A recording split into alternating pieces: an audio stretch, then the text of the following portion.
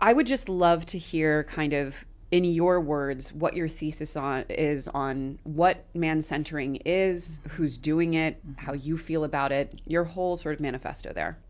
So some weeks ago, the New York Times published an article about mankeeping. And mankeeping is a term that was coined, a phrase that was coined by Angelica Ferrara.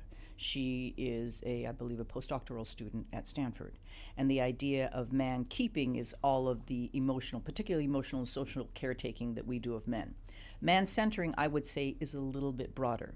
So actually, one of your guests said, I realized after my divorce, I was going for a run and all of my playlists were his music. Do you remember this conversation? Of course, Lindsay. Yeah. And I thought, this is man-centering. We listen to his music. Now, of course, we're talking about heterosexual couples. So if you think about Lindsay, she said, I was listening to my ex-husband's music. And I think this is really common. We listen to their music. We watch their shows. We become interested in sports when we might not necessarily have done so. I have a friend who, when her ex-husband's mother was ill, she took care. That is so common. Is it?